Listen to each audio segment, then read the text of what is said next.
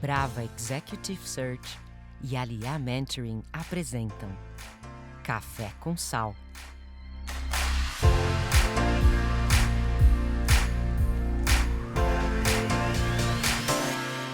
Pessoal, bem-vindos a mais um episódio do Café com Sal, o podcast que trata de empreendedorismo, liderança e carreira. Eu tenho um convidado super especial hoje, que é o Gaspa, o Gabriel Gasparini, que é um empresário e influenciador digital muito conhecido no meio da gastronomia, foi executivo de inúmeras empresas multinacionais. Nesse meio tempo arranjou, um breve intervalo para ganhar o Aprendiz 2019 e tem uma página super conhecida no Instagram que é o Gaspa Indica e também, como eu disse, é empresário e possui um bar que é o Sarjeta, que eu recomendo que vocês conheçam. Gaspa, super bem-vindo ao Café com Sal, um prazer ter aqui você com a gente. Obrigado, cara. Prazer é todo meu, uma delícia, vamos fazer essa conversa aí. Bora. Gaspa, você tem uma história fascinante. E como toda história é fascinante, toda história, obviamente, ela tem um começo, né?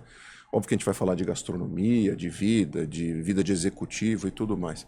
Mas nos transporta, por favor, para a tua infância.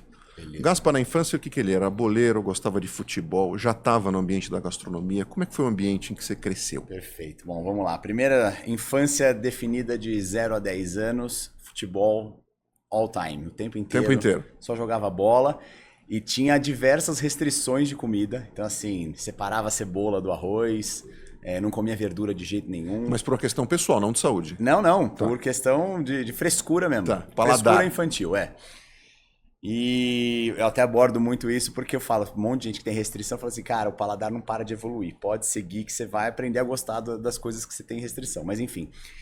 E aí, a partir de uns 12, 14 anos, comecei a frequentar mais restaurante. Meu pai sempre gostou muito de sair para restaurante, tinha os favoritos dele, gostava de ler a Veja, todas aquelas coisas, descobrir os lugares novos de São Paulo, e a gente ia. E aí começou a despertar em mim uma vontade maior de conhecer sobre esse mundo. E aos poucos fui virando meio que referência entre os amigos. Vai ficando mais velho ali, Gaspa, onde que eu vou para comer um italiano? Onde que eu vou para levar minha mãe num francês? Enfim. Isso foi caminhando. Quando chegou na época de decidir realmente o caminho de carreira, eu acompanhei meu pai publicitário, acompanhei meu pai na vida dele e sempre fui fascinado pelo mercado da propaganda na época. Mas logo de cara meu pai falou assim, aqui você não entra, de jeito nenhum. Por algum motivo? Porque ele já via que a propaganda estava em declínio, não ia ser mais o modelo que ele cresceu. Aquele glamour que teve nos anos 90, enfim. Beleza. Aí, ok, abandonei essa ideia e aí já falei, cara, vou fazer então gastronomia, é uma coisa que eu gosto, papapá. E aí, obviamente, comentei com ele de novo e ele falou, Você realmente acha que você vai seguir carreira de chefe e tal? Pô, então tá bom. Então eu conheço muito bem o Laurent Suodeo, que é um chefe francês super famoso aqui no Brasil. Eu vou falar então pra você ir lá cortar umas batatas no restaurante dele. E aí você fica lá cortando batata, você vai fazendo estágio e você vê se é realmente isso que você quer. Enfim, ele falou isso. Ele realmente chegou a falar com o Laurent. E eu comecei a pensar mais. Aí ele falou, pô, se você realmente quiser fazer gastronomia, depois você faz um curso técnico, depois você faz uma graduação, porque é menor do que a graduação de administração. Do ponto de vista do tempo dedicado. Exatamente. E aí eu acabei ouvindo ele e fui seguir carreira para administração. E aí entrei na SPM, administração com ênfase em marketing. E ali gostei do curso, adorei o curso, adorei as pessoas e comecei a trabalhar em empresa. E aí peguei meu primeiro estágio, foi na Diageo Bebidas e segui na Diageo fiquei 4 anos lá. Da Diageo fui para Coca-Cola e da Coca-Cola fui para Unilever. Que áreas que você tava lá? Então, na Diageo e na Coca, eu trabalhava no trade on-premise, que é ponto de dose. Então, no caso da Diageo, muito bar, muita balada, muito restaurante. No caso da Coca, lanchonetes, restaurantes, enfim. Então, isso estava, querendo ou não, estava aquecido dentro de mim. Esse meu lado de querer estar em contato com a gastronomia estava total aqui. Então, pô, legal. Me virava bem, conseguia fazer meu trabalho ali. E as coisas foram fluindo. Aí eu saí da Coca, fui para a Unilever, tive uma proposta melhor, legal, adorei trabalhar na Coca. Quando cheguei na Unilever, fui trabalhar no trade de loção hidratante e creme dental. E aí Diametralmente oposto. Ruiu. Tudo que eu imaginava para minha carreira ruiu. Sem falar de todo o lado super agressivo da Unilever, de trabalho mesmo, e do ponto de vista positivo, assim, sabe? De realmente ser líder de mercado e querer ir atrás disso, enfim. E, cara, ali não rolou. Não conectou muito com o teu... E aí o que aconteceu foi que naquele ano, 2014, eu tinha uma viagem marcada com amigos, que a gente ia para Miami, e eu sempre fui o louco dos restaurantes e roteiros, né? Então eu tinha todo lugar que eu vou são roteiros detalhadíssimos. Quer dizer, separa antes, planeja a viagem, tudo. Roteiro, tempo em cada lugar, o que vai comer. Eu tenho todos os roteiros guardados até hoje, então assim, isso é harmonização, você é um cara dessa... Tudo. Tá. E o lado gastronômico também me fez planilhar todos os restaurantes que eu vou. Então, eu tenho uma planilha... Você tem até hoje? Tenho. Isso é um segredo mais isso valioso eu vou até que da chegar lá, Coca-Cola. porque essa parte é legal para mudança de carreira. E aí, nessa viagem, entre amigos, a gente estava uns 9 amigos, eu já era essa referência entre os amigos, pô, onde que eu vou levar minha mãe, onde que eu vou levar minha namorada, enfim. Eles falaram, a gente estava num lugar super legal lá, eles falaram, cara, pô, você precisa lançar um blog, você precisa lançar um Instagram, botar suas dicas, coloca lá, Gaspa Indica. E aí, eles falaram o nome. Eu falei, quer saber? Vou fazer isso. Eu já postava comida, porque eu gostava mesmo. E aí postava, obviamente, fotos pessoais. No dia seguinte eu mudei o meu Instagram completamente, apaguei um monte de foto pessoal, deixei as comidas, mudei meu nome para Gaspa Indica e comecei. Isso era setembro. Chegou no final de novembro, ali, acho que foi final de novembro, eu fui mandado embora da Unilever. Fui demitido e na hora assim, falei, puta, caralho, não acredito, cara, que merda. Mas passou, juro, passou um dia. Eu falei assim, era isso que tinha que acontecer. Obviamente, meu pai, frustradíssimo no momento, assim, pô, o que aconteceu? Querendo entender, né? E aí eu falei assim, pai, eu juntei uma grana agora, ganhava razoavelmente bem na época pra Unilever, pra minha idade, enfim. Eu juntei uma grana agora e eu já fiz umas contas aqui, eu consigo ficar 1 ano sem trabalhar, vivendo sem luxos, obviamente, mas morava na casa da minha mãe, então era uma coisa, não precisava de tanto pra viver naquela época.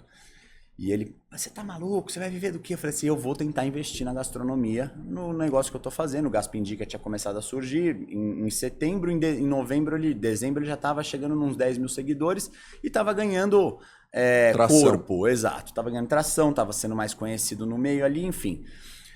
E aí entra a história da planilha. O fato de eu ter tudo documentado, tudo certinho...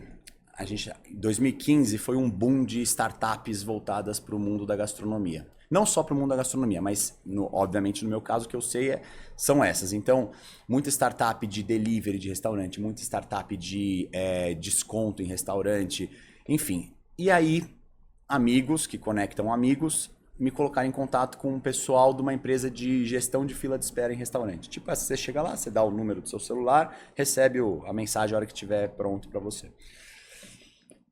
E batemos um papo, a menina ficou fascinada com todo o meu conhecimento na gastronomia, com essa planilha, e aí ela falou assim, pô, vem trabalhar com a gente. Aí eu falei assim, olha, eu não quero mais CLT, eu não quero nada formal, eu quero investir no que eu tô fazendo, mas sim, consigo ajudar vocês. E aí eu comecei a fazer meio que uma parte comercial deles, ajudando a conectar as pessoas certas ao negócio deles para que formasse o negócio ali. E eventualmente até visitava e eu mesmo vendia, porque estava na rua sempre criando conteúdo para gastronomia e aproveitava e apresentava o produto para as pessoas, enfim. Nessa época você já tinha desistido de mandar currículo, isso já estava fora do teu radar? Em nenhum momento depois que eu saí da Unilever eu pensei em mandar currículo. Olha só, cara. Nenhum momento. A hora que eu saí de lá eu falei assim, cara, existe um motivo para eu ter sido demitido dessa empresa. Eu não tenho fit com esse lugar. Esse lugar não me pertence. Então, assim, alguma coisa eu preciso fazer. E aí foi isso. Aí dessa empresa eu já consegui monetizar um pouco, já estava conseguindo sobreviver sem até tirar daqueles meus investimentos. Daquilo veio outras empresas que começaram a enxergar a minha planilha como uma base de dados super rica e eu comecei a vender essa base de dados de uma maneira desse jeito. Então a pessoa queria meus contatos, então tá, para que é? É para isso? Beleza, eu vou te conectar com a pessoa, se ela tiver interesse ela fala com você, se ela não tiver eu vou tentar, beleza, mas se não der, porque eu não quero também estressar o meu relacionamento que eu tô construindo com essas pessoas, com chefes, com donos de restaurantes, à toa, digamos assim. E aí foi isso. Aí foi vindo, no paralelo o Gaspa Indica foi crescendo, foi virando referência no meio da gastronomia nessas páginas de Instagram, até que chegou 2019 e veio o Aprendiz. E o Aprendiz foi uma situação que uma das agências com quem eu já trabalhava para fazer trabalhos com marcas e tal, foi a responsável para fazer o casting do Aprendiz. Então, eles tinham que selecionar 18 influenciadores que iam participar desse Aprendiz. Mas algum motivo específico de chamar, por exemplo, alguém da gastronomia? Teve por conta do patrocinador master do programa, que era o Santander, que o Santander apoiava na época 3 pilares, né? Ainda deve apoiar esses 3 pilares, que é moda, esporte e gastronomia. Então eles exigiram que tivesse uma pessoa de cada pelo menos. Até porque na época, se você comparar as pessoas que estavam no Aprendiz com a minha página, eles eram influenciadores infinitamente maiores do que eu. Eu tinha 120 mil seguidores e ali tinha gente de 1, 2, 3 milhões. Caramba. Então, eu tenho certeza que eu fui muito por conta disso, assim, sabe? Também tinha influenciadores menores, mas acho que também para compor essa coisa mais multifacetada em relação ao perfil das pessoas, sabe?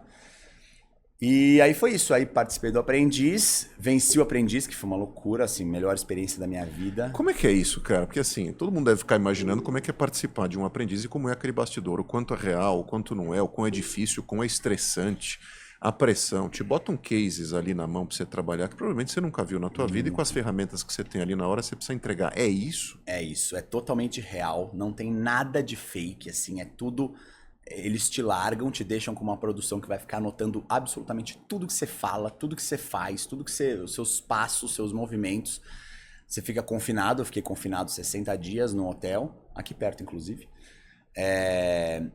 E aí cada dia é essa loucura. Então hoje você vai montar um food truck de hot dog do zero, você tem R$ 2.500 para fazer isso e quem vender mais ganha a prova. E aí você tem que tirar da sua cabeça todas as ideias, estratégias, tudo que você vai fazer para conseguir atingir o objetivo. A tua ideia era, de alguma forma, se aproveitar daquela plataforma do Aprendiz para fazer o Gaspa Indica bombar, ou você entrou ali e falou assim, não, eu quero ganhar esse negócio? Cara, eu entrei com a cabeça que eu queria ganhar. Você queria ganhar? Queria ganhar. Porque era um programa que eu já gostava, eu assisti 1 ou 2 edições, e eu tenho uma coisa dentro de mim que eu sou uma pessoa competitiva. E sou uma pessoa competitiva comigo mesmo. Quer dizer, vamos ver até onde eu vou com esse negócio. Cara, eu entrei, eu esqueci de tudo, assim. Falei assim, não, eu vou. Minha esposa na época também apoiou na hora, a gente nem era casado ainda. Falou, não, você vai, óbvio. Você tem que, é a chance da vida isso. Fui, fiquei confinado, 60 dias lá e saí no final... Graças a Deus com a vitória. Qual foi a prova mais difícil, assim, que te provocou mais a falar assim, cara, será que desce eu passo? Você lembra, não? Cara, eles fizeram um negócio que logo a primeira prova foi uma prova muito tensa, porque foi na escola de bombeiros, lá em Franco da Rocha. E aí eles submeteram a gente a 4 situações que os bombeiros passam, eles enfrentam e aprendem como lidar naquelas situações. Então, tipo, desmoronamento e como você tem que recolher um corpo dali. E tudo isso, pode parecer que não, mas tudo isso tem muita estratégia envolvida. Então, qual que é a melhor maneira de você andar em equipe num negócio, nos escombros que você tem que andar abaixado para você controlar sua respiração, para você chegar com um tempo para pegar a pessoa inteira, tirar a pessoa de lá, enfim. E aí, logo de cara foi um baque, porque era uma prova muito física e muito mental, até mais mental do que física. Porque você, no final das contas, você precisa ser um solucionador de problema. E aí você vai bolando. Então, assim, prova de apagar incêndio. Legal, a mangueira, você tem 3 maneiras de usar a mangueira. Ela pode estar com jato direto, ela pode estar fazendo tipo um chuveiro assim de proteção. E aí, qual que você usa? Depende do fogo. É fogo de gás? É fogo do quê? E aí você aprende isso muito rápido assim e você tem que definir... Absorver conhecimento e aplicar. Então, essa foi uma prova muito chocante porque foi a primeira... Mas aí, óbvio, ela não tem a ver com o mundo dos negócios, do empreendedorismo que eu aprendi sempre pega, né? Mas aí do mundo dos negócios, pra mim a mais marcante foi de fato a do hot dog, porque foi a primeira prova que eu fui líder. E quando me entregaram a prova, eu não sabia que no aprendiz você não sabe que você vai ser, de qual prova você vai ser líder. Você então, não tem essa informação. ele vira e fala assim, quem são os líderes da prova? Então tá bom, a prova é essa. Aí ele fala qual que é a prova. E aí quando deu que eu era líder numa prova de uma área que é a minha área, puta cara, aí foi demais. E aí foi realmente assim uma vitória espetacular. O Roberto ficou maluco. Na época, ó, eu lembro, a gente vendeu em 4 horas 11 mil e tantos reais e a outra equipe vendeu 2 mil. Nossa, esmagador. Foi esmagador. Tem competição entre as pessoas ou é uma coisa mais você com você mesmo ali dentro? Não, tem. Até porque existe uma coisa que na época eu era completamente desinformado e tinha gente lá que já sabia muito bem. Jogo de câmera. Então você falar a coisa certa para aparecer na edição do programa. Então, assim, existe muito isso, sabe? Aquelas palavras, aquele jogo de palavras que no começo eu não tinha a menor ideia. Então, assim, você tava nu e cru lá, né? Totalmente. Mas eu acho que, assim, como é um programa em equipe, você cria muitos laços ali dentro, assim, principalmente com pessoas que você se identifica e tal.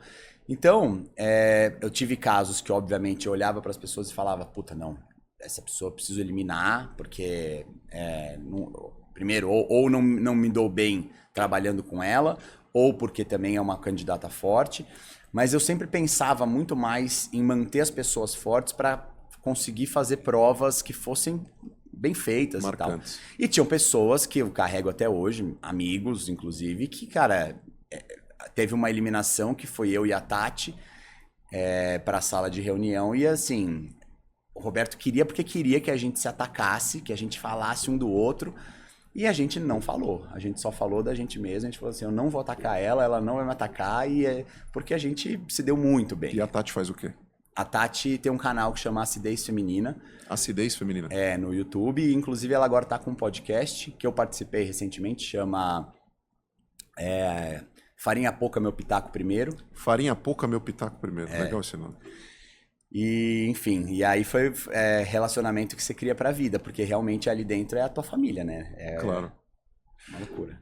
E a saída do aprendiz, quer dizer, você já tinha o Gaspa em Indica, eu imagino que quando você estivesse dentro do aprendiz ele também cresceu, porque isso te deu uma super exposição. Sim. Como é que tocou tua vida depois do aprendiz? Óbvio que veio pandemia depois, né? Sim. Tem reflexos importantes Exato. nisso. O aprendiz ele foi gravar, ele só teve acho que 2 ou 3 episódios no ar enquanto a gente estava confinado. Porque gravou, e aí no final começou a passar. Então eu acompanhei bastante o reflexo da minha... Exceto a prova final que foi ao vivo. Então gravou tudo até a final, aí teve um gap e aí a final foi gravada ao vivo. Então eu acompanhei bastante, eu estava já fora do programa, vendo a reação das pessoas, tudo mais. E a página, de fato, foi ganhando relevância. E acho que uma coisa que foi muito importante para mim na época foi... Eu era o Gaspa da gastronomia. Com o aprendiz, eu comecei a virar o Gaspa do mundo dos negócios, do empreendedorismo. Então, muitas marcas passaram a querer se relacionar comigo muito além da gastronomia. Então, marcas de cartão de crédito, enfim, grandes indústrias, que para mim foi muito bom. E aí, depois do aprendiz, no nosso caso, o prêmio do aprendiz era em dinheiro, e eu falei assim, cara, agora eu não posso mais virar refém só do Instagram, né? Porque no Instagram, eu falo isso, acho que toda semana eu falo isso. Eu só vendo meus conteúdos para marcas e para empresas, para indústrias. Eu não vendo meus conteúdos de restaurante. Restaurante é meu core, é aquilo que me fez crescer e é onde eu sei que está minha credibilidade, onde eu sei que os meus seguidores estão lá por causa daquilo. E a sua autonomia e independência em colocar aquele conteúdo lá. Exato. Eles acreditam em mim por conta das dicas que eu dou de restaurantes. Então ali eu não toco. Ali é intocável. Onde eu vendo vem uma Ambev, Heineken, Mastercard, Visa, enfim. Aí a gente vai vender publicidade. Mas enfim, aí o Instagram, a gente não sabe até quando essas mídias vão ter esse poder que elas têm hoje. E vão seguir como fonte de renda. Então eu falei, cara, preciso diversificar. E aí que eu abri o Sarjeta, junto com mais 4 sócios, um bar no Brooklyn. A gente abriu no meio da pandemia, inclusive foi super curioso, porque a ideia do Sarjeta, a concepção do Sarjeta era para ser uma cozinha de abastecimento para eventos de carne, de churrasco em estacionamentos de shopping. Olha só. A gente tinha, os meus sócios tinham feito 2 projetos no Shopping Morumbi. Então, assim, aqueles eventos que você pega o estacionamento e você monta várias barraquinhas. E aí aquilo lá tava dando muito certo. A gente falou, pô, legal, então vamos fazer uma cozinha. E eles me chamaram para participar. A gente ia fazer uma cozinha central que ia disparar os acompanhamentos. A carne assada na hora, o arroz, a mandioca, tudo lá. Você fazia nessa cozinha central e mandava. Chegou a pandemia, acabou o sonho dos eventos, né? E aí a gente ficou com aquele imóvel que já estava adquirido, que já estava alugado na mão e sem saber o que fazer. E aí começaram a medir calçada, não sei o que lá, começamos a ver, a cozinha já estava pronta para operar, a calçada era grande, vamos fazer um bar de calçada. Pandemia, as pessoas devem estar querendo sair mais em lugares ao ar livre, vamos nessa. Aí saiu o Sarjeta, virou um bar só de calçada, hoje em dia a gente até tem já um espaço interno, mas que está aí operando desde novembro de 2020. Qual que é o endereço do Sarjeta para o pessoal visitar? É Rua Álvaro Rodrigues, 459. No Brooklyn? No Brooklyn. Uma paralela da Avenida Morumbi. Garanto que vocês vão comer bem. Boa. Bom, eu vou, né? Claro. Gaspar, voltando naquela questão do influenciador digital, as pessoas fantasiam muito com esse tipo de atividade, né? Tem o real, tem o fantasioso, tem o teatral, etc. e tal. Qual é a realidade, né? E o que demanda de uma pessoa, não só manter relevância, mas um ponto importante que você colocou aqui, credibilidade nas redes, principalmente no mundo fake, né? A gente vive o ambiente das fake news, da inteligência artificial, a gente não sabe o quanto aquilo é real, foi feito por uma pessoa, não foi, o quanto está o coração dela ali, né? E a paixão dela ali. Olhando para trás, o que te fez ser alguém de sucesso nesse ambiente? E o quanto a gente tem que tomar cuidado com esse tipo de coisa, principalmente para quem nos vê aqui, fantasia ser alguém nesse ambiente. Que trabalho que dá isso? Como é a agenda, por exemplo, de alguém que precisa ser relevante? Cara, primeiro de tudo, acho que o que eu posso dizer isso eu ouvi muito da minha família, dos meus amigos. Eu era um influenciador antes de ser digital. Então eu já influenciava pessoas, eu sempre fui uma pessoa muito persuasiva e eu sempre contava as coisas com muita paixão e tal. Então isso só foi transportado para mídias que deram maior alcance, que deram visibilidade para isso. Obviamente aí você tem que especializar o trabalho que você quer fazer, você tem que saber como que você quer expor seus conteúdos, você tem que ter um cuidado com os conteúdos que você está fazendo. Na época que eu comecei, os conteúdos principais do Instagram eram em foto. Então eu fui lá e fiz um curso de fotografia e food styling na Pan-Americana. Então você consegue se desenvolver, mas eu acho que existe uma questão de influência que está dentro da pessoa inerente mesmo, assim. à tua personalidade. Eu acho que sim. E aí o que acontece é que muitas pessoas que de fato olham para esse mundo com o viés, na minha opinião, equivocado, do jabá, do oba-oba, acabam entrando nisso. Ah, legal, vou entrar nisso porque é fácil, vou ganhar a comida dos restaurantes, vou ganhar presente de marcas, e é isso, que me derem eu vou falar bem e tá tudo certo. Porque as pessoas têm uma ideia de que não é trabalho, né? Assim, não, vou largar meu trabalho, eu trabalho que nem um louco ou uma louca, e agora eu quero ser influencer digital porque teoricamente é uma vida mais fácil. A tua agenda é pesada, não é? Pesadíssima. Principalmente quando você tem vontade de fazer um trabalho sério. No meu caso, por exemplo, que eu faço, que eu sustento meus conteúdos de gastronomia através das minhas visitas aos restaurantes.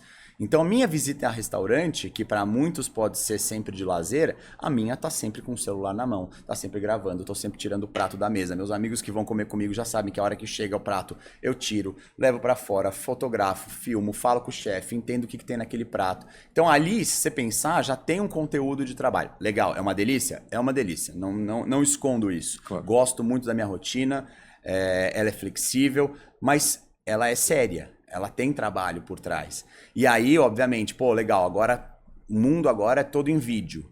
Então, tô tendo que passar por uma adaptação, eu que fui criado, forjado na fotografia, uma adaptação para vídeo, que não é fácil também. Que aí muita gente da geração abaixo da minha já tá com facilidade disso. Não parece que nasce já sabendo editar. É isso. Eles piscam, o vídeo tá pronto, perfeito, e falam, cara, não é possível. Então agora eu tô passando por todo esse processo, tô querendo entender mais sobre vídeo, estudando.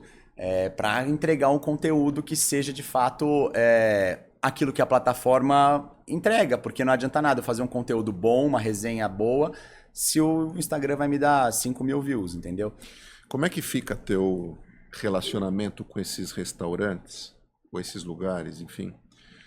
Ou você tem alguma história que ficou complicada por você ter dado um review ou uma análise não tão positiva de algum lugar? Ou quando não é positivo, você nem sobe na tua página? Você já teve alguma encrenca com isso? Cara, na história do Gaspo Indica, eu só soltei 2 vezes críticas negativas que foram de situações para mim muito...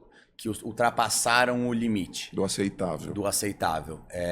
No resto, toda vez que eu não gosto da experiência, eu falo direto pro chefe. Eu olho pra ele e falo, ó, puta, isso aqui não tá legal, a comida veio assim, assado, ó, o atendimento, aquele cara ali tá meio desligado. Eu dou esse feedback pra ele. Porque, principalmente depois que eu passei a ter meu bar, eu sei como é que funciona uma cozinha. Sim. E eu sei que, assim, a falta de um funcionário bagunça tudo. E isso é uma das coisas que mais acontece. E quem tá sentado lá esperando a comida chegar não tem a menor ideia. Do bastidor disso. De que uma pessoa faltou na cozinha, de que 2 pessoas faltaram, de que o cara do gelo não entregou o gelo e aí o drink ficou diferente. Então, assim, você tem que ter mais cuidados. Trabalhar com restauração é uma coisa muito difícil porque envolve pessoas. E pessoas estão suscetíveis a erro todos os dias. Eu tenho certeza que muitas pessoas que estão lá criticando, metendo pau em restaurante, elas não vivem dias perfeitos no trabalho dela todos os dias.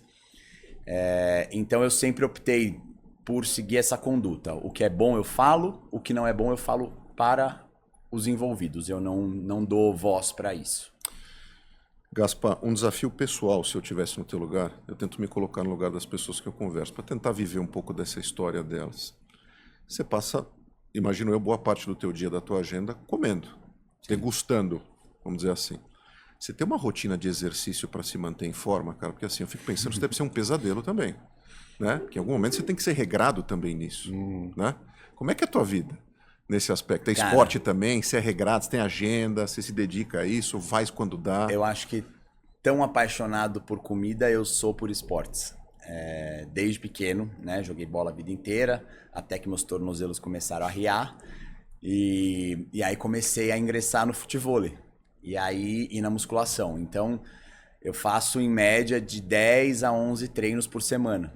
E isso, obviamente, acaba me ajudando e me deixando mais tranquilo na hora de comer e de provar tudo que eu tenho que provar. Tem dia que você está 2 períodos, por exemplo, se exercitando, a maioria. Fazendo um esporte. Isso te mantém também centrado? Pra caramba. É o meu escape, assim. Eu não conseguiria me imaginar sem meus esportes. E sem os dois. Porque um eu encaro muito como lazer, que é meu futevôlei, e o outro eu encaro muito como saúde, que é a musculação. Como é que é para alguém da gastronomia a convivência com os shakes? Isso tá no teu cardápio também? Porque assim, a gente sabe que quando a gente vai para academia, você tem que, obviamente, suplementar se você quer ter algum objetivo. Sim. De crescimento muscular, nem a alimentação diária, às vezes supre tudo que aquela exigência física precisa. Como é que é a tua convivência do ponto de vista de gosto? Você que deve ter um paladar mega apurado com esses shakes da vida. É um inferno pra Nada, você? Cara. Hoje em dia, assim, é aquilo que eu tava falando, né? O paladar nosso, ele vai evoluindo e você tem que aprender, você tem que entender que existe uma ocasião de consumo para cada coisa que você coloca na boca. Então, assim, se eu estou num restaurante 3 estrelas Michelin, eu vou esperar uma comida 3 estrelas Michelin. Se eu estou na minha casa querendo melhorar meu desempenho no meu treino, eu vou tomar um whey e beleza. Você é prático com essas coisas. Total. E assim, e hoje em dia também tem muitos produtos de qualidade boa. Eu tô até agora começando a fazer umas receitinhas mais fit. Fiz esses dias um picolé com whey de baunilha, banana e maracujá, que ficou maravilhoso. Até vou divulgar esses dias aí. Mas, então eu me viro super bem, assim.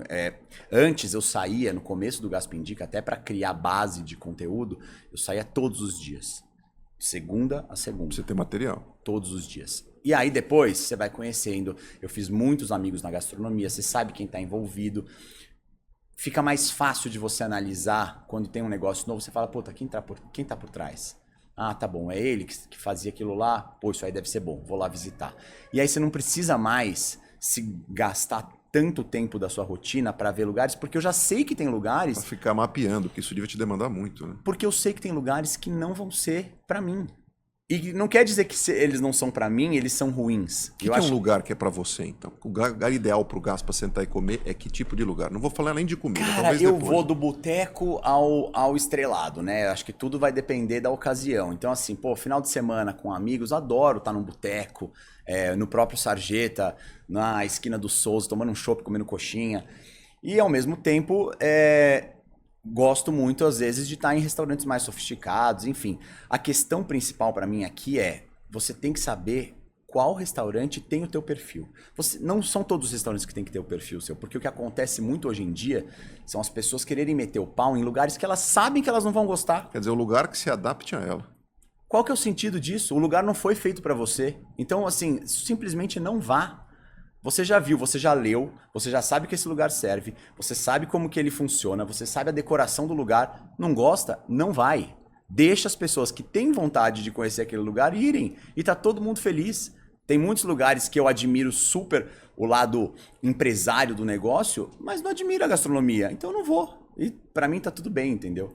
Você tem uma veia clara, né? Não só de comunicação, mas assim, empreendedora muito forte. Faz parte da tua natureza. Que é que resvala naquela questão de ser influenciador já antes do influenciador digital. Isso está na tua veia. Então você tem uma passagem ali de experiências de uma figura paterna que acho que te moldou para abraçar esses lugares e valorizar essas experiências. Você passa como executivo de culturas diferentes. Conviver com empreendedores, né? Porque você estava lá on-premise, não sei o que, você está falando com um cara no local onde serve, na temperatura certa, lidando com o público. Isso é muito rico. E aí o papo da gastronomia, criar o Gaspa Indica e etc e tal. Agora, assim, você criar um Sarjeta é uma outra dimensão do empreendedorismo, né? Porque a gente está falando de tijolo, de cimento, de uma responsabilidade financeira e lastro reputacional muito grande. Para quem quer olhar o business de restaurante, de bar, de boteco, que é pujante, ainda mais numa cidade como São Paulo, como a nossa, que tem milhões e milhões de habitantes, qual que é o roadmap ali, a estrada a ser seguida, na tua opinião, sem generalizar, claro, mas para alguém que quer empreender nessa área? Onde estão os perigos e onde está o sucesso, da tua visão? Cara, eu não teria capacidade na época de abrir o Sarjeta sozinho. O Sarjeta só existiu porque eu tenho sócios que já são do meio, que sabem muito mexer com bar, com restaurante. Com a operação. Com a operação, exatamente, com o dia a dia do negócio. E aí quando você passa a entender mais o que acontece ali por dentro, você consegue entender que o principal para um restaurante não é a cozinha. Eu estou falando do ponto de vista de negócio, de rentabilidade, de um negócio saudável. Não é a cozinha ser espetacular, é a gestão que está por trás. É você conseguir montar um negócio com pouco, é você conseguir dar giro no seu restaurante, é você conseguir baixar o CMV, que é o custo da mercadoria vendida, para você aumentar sua margem. Então, quando você tem tudo isso azeitado, e para você ter tudo isso azeitado, você precisa de um bom business plan, não tem jeito. Você precisa estar ligado em tudo que está acontecendo no mercado. E aí sim entra a figura de um bom chefe que vai saber utilizar ingredientes menos nobres para fazer pratos uau. Então ele não vai precisar ficar usando lagosta, filé mignon e camarão para te entregar um prato que vai estar caro pra caramba e para ser coisa boa. Lá no Sarjeta a gente tem muita coisa com ingredientes que são mais em conta. Então a gente tem um dos nossos carro-chefe lá, é o nosso torresmo, que é feito de barriga de porco. É um absurdo de gostoso aquilo. E ele ainda nem é frito. A gente consegue ter margem boa nele, por quê? Porque o insumo é em conta, mas ele tem um processo de 30 horas para ficar pronto. E são 30 horas mesmo. Então, todas essas contas que você tem que fazer, entendeu? Um bom business plan, um bom chefe que vai saber mexer com insumos que não estejam tão caros, ainda mais no mercado inflacionário que a gente vive hoje. E ter todo esse controle de gestão, otimização de equipe, não ter mais funcionário do que você precisa. Às vezes, pegar funcionários até mais capacitados para que você consiga reduzir o número de funcionários, que eles consigam dar conta de mais... Gente que faz mais com menos. Mais com menos, exatamente. E uma comunicação direcionada, quer dizer, assumir um nicho e abraçar ele. Isso é fundamental e eu aprendi muito isso também no lado do influenciador digital. Porque no começo, quando eu estava... No começo não, né? Já depois de estabelecido, estava lá trabalhando com gastronomia. E aí, depois que eu saí do aprendiz, eu falei, pô, será que eu abro o leque, que eu mudo meu estilo? para tentar abraçar mais marcas que tenham interesse, enfim. E eu descobri que não. É bem o contrário. É exatamente o contrário. Porque eu, sendo um influenciador de 200 e poucos mil seguidores, se eu for um influenciador de 200 e poucos mil seguidores para lifestyle, eu sou muito pequeno. Mas eu, sendo um influenciador de 200 e poucos mil seguidores para a gastronomia, eu ganho relevância. Então, quando você sabe atacar o nicho que você quer, e isso vale também para os negócios, para o business, para o Sarjeta. O Sarjeta é um boteco de esquina, de calçada, para as pessoas irem tomar cerveja gelada, comer petisco, tomar bons drinks e ficar por ali, curtindo o rolê. Então, a gente direciona a nossa comunicação para esse público, entendeu? É muito difícil chegar uma pessoa lá buscando uma experiência com guardanapos de pano e outras coisas. Claro. Show. Luquinha, bota o Gaspa Indica no ar pra gente, só pra gente consumir, degustar, entre aspas, né? A gente vai ficar com água na boca aqui, mas pra ver o perfil e a dinâmica da página do Gaspa. Gaspa, conta aí pra gente. Então, ali, primeiro os destaques. Aqui tem muita coisa que eu separo por cidades. Então, todas as cidades que eu visito. Aí, Rio de Janeiro, Ilhabela, Monte Verde. E tem as peculiaridades de cada uma, né? Sim, Fato, super. Né? E eu adoro. Isso foi uma coisa que eu comecei a fazer muito depois do Aprendiz, que foi pegar, assim, 2, 3 dias na semana, num mês, assim, e viajar. E aí conhecer os lugares daqueles lugares. Os produtos locais. Por que aconteceu? O Aprendiz foi um programa nacional. Então, a minha audiência no Aprendiz veio do Brasil inteiro, não veio só de São Paulo. Se eu não fomentasse essa galera que tá no Rio, que tá em Minas, que tá no Nordeste, esses caras não tem por que continuar me seguindo. Então, eu comecei a fazer rotas para seguir, para ter base de dicas em todos os lugares que eu possa frequentar no Brasil. Então tem toda essa parte de destaques. Aqui no começo são os meus negócios, né? Então o Sarjeta, que já está rodando. Foodbusters, que é a minha nova plataforma de experiências na gastronomia. Acabou de ser lançada, inclusive. Cara, isso foi uma ideia de um grande amigo meu, que sempre foi... eu conheci ele, inclusive, porque ele era uma dessas startups que investia na gastronomia naquela época. E ele foi sempre muito ligado no mercado... digital das coisas, tal. Então sempre tentou levar para o digital as experiências que a gente tem na vida real. E aí o Foodbusters surgiu da ideia dele de tokenizar, de criar um clube voltado para gastronomia com tecnologia NFT. Então ele nada mais é do que um clube de experiências que as pessoas que adquirem o token pagam esse token apenas uma vez, não tem mensalidade. E elas podem comprar experiências que elas não conseguiriam adquirir se elas não fossem sócias. Então, um título de um clube normal. Tá. Quando você tem acesso, você usufrui. Quando você não tem, você não usufrui. E aí eu peguei 13 embaixadores, cada um de um setor da gastronomia e só gente do mais altíssimo nível. Então, assim, embaixador da culinária japonesa é o Edson Yamashita, que é o único cara que tem 2 estrelas Michelin no Brasil. Sim. O embaixador de cafés é o Boran, que acabou de ser campeão mundial de barismo lá na Grécia. E aí esses caras vão criar experiências... Saiu essa... Foi ontem. Foi essa semana. Sim, eu vi. Espetacular. Primeira vez na história que um brasileiro ganha o... Origem coreana. Isso mesmo. Isso, sim. Espetacular. Ele é o nosso embaixador de café. Então o que a gente pode fazer ali? A nossa ideia é que a gente... Eles têm umas fazendas incríveis, né? Para torrefação, que eles fazem todo o processo dos cafés dele.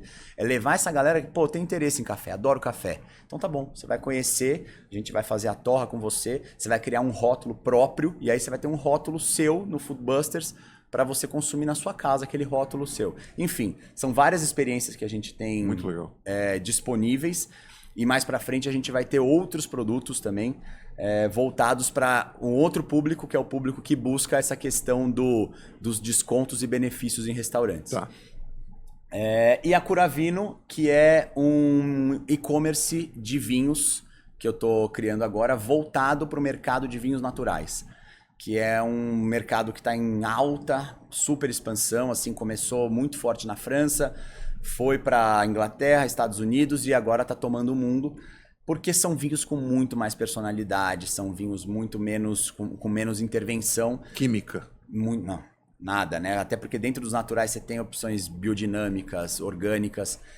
Biodinâmico. Eu já tive amigos em que eu fui jantar e etc. e tal, e nos apresentaram vinho biodinâmico. É isso. E aí é um mercado que a gente acredita muito que, assim, só tende a crescer. Até uma título de curiosidade, eu lembro quando eu estava na Diageo, teve uma época que eu trabalhei com a José Maria da Fonseca, que é uma vinícola de Portugal, e ele fazia distribuição através da Diageo.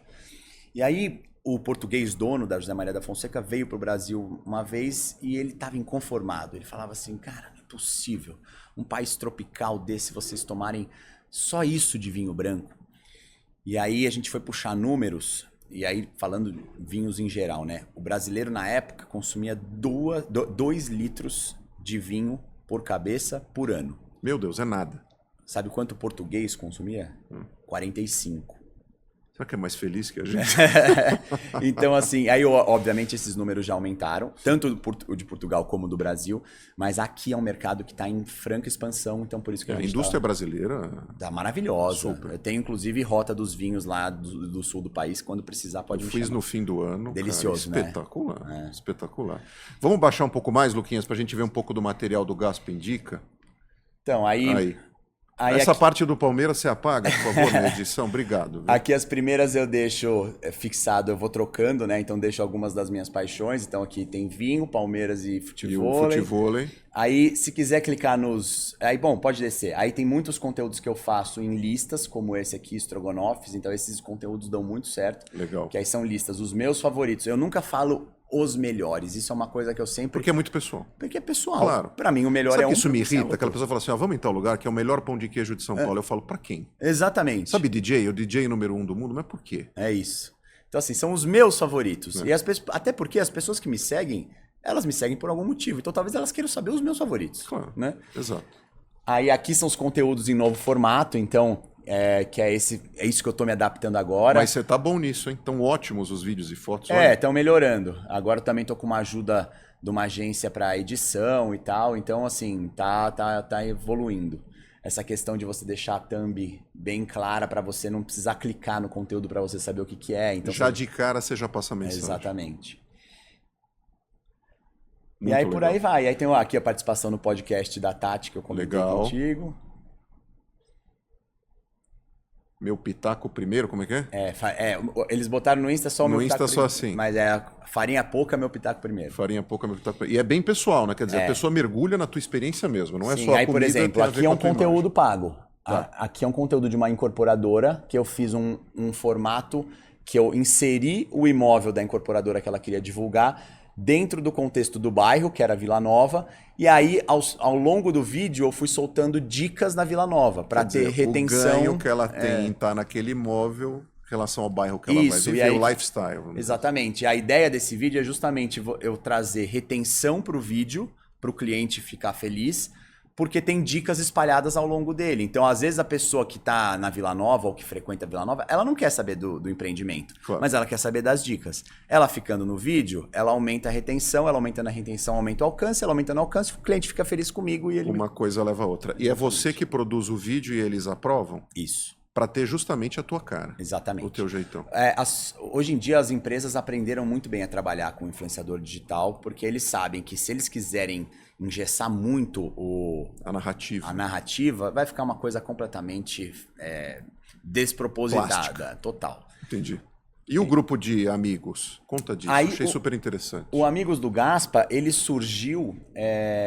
Tá mais pra cima, Luquinha. Se você fizer subir, a gente consegue até acessar, eu acho. É um clube fechado. Amigos do Gaspa.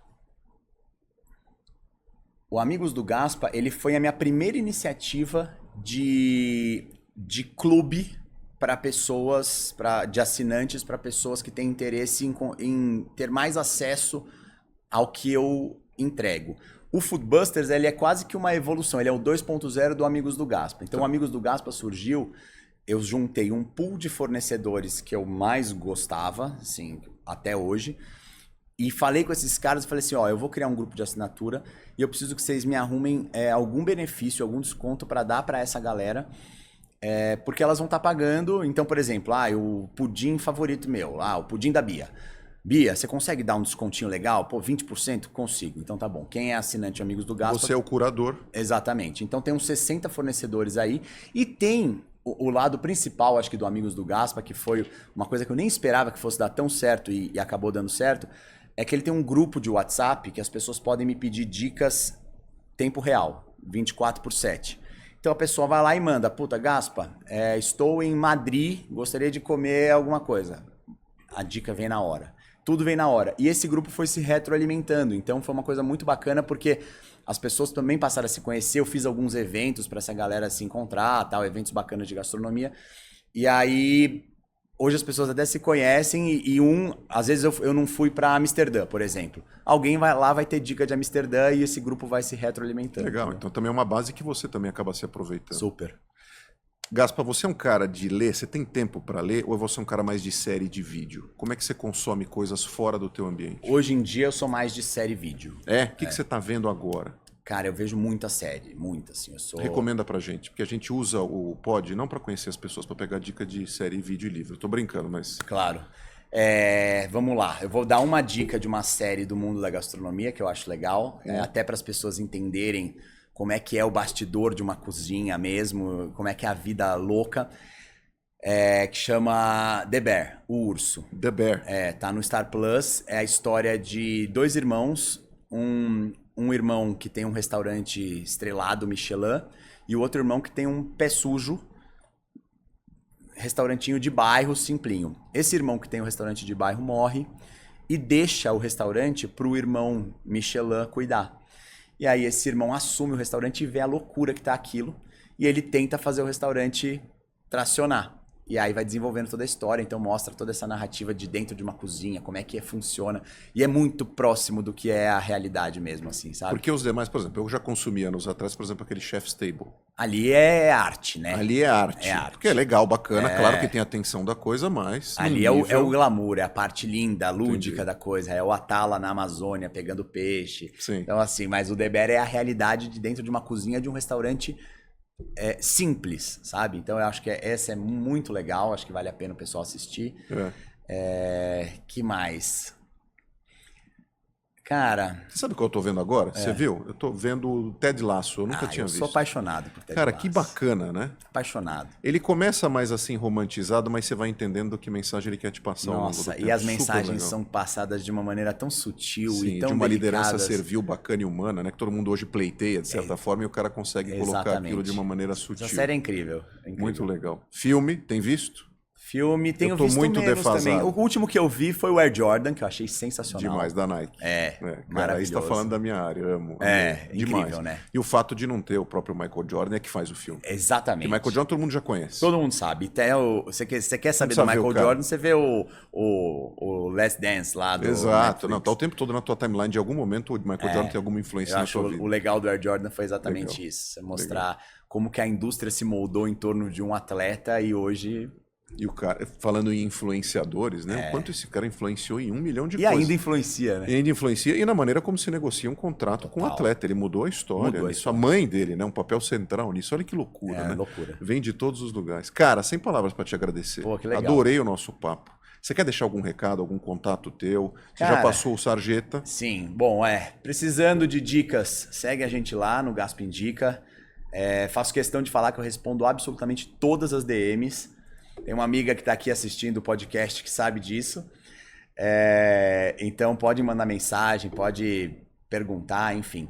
Sarjeta Bar, estamos abertos de terça a domingo, almoço e jantar, só domingo que a gente fecha às 19 horas, prontos para recebê-los. E Foodbusters, se vocês quiserem dar uma olhadinha, conferir a plataforma, a gente ainda está trabalhando com o preço promocional do token, logo logo ele deve subir, porque aí a gente vai estar com todos os serviços ofertados. Cara, obrigado. Prazer de novo. Valeu, brigadão. Tá? Abração, turma. Obrigado pela atenção de vocês. O Gaspa foi sensacional, né? Eu adorei. Poderia ficar nessa conversa a vida inteira. Agora devo para ele a minha presença no Sarjeta. Eu vou. Apesar do judaísmo, eu vou comer esse torresmo. Não espalhem para ninguém, tá bom? Abração. Até o próximo Café com Sal.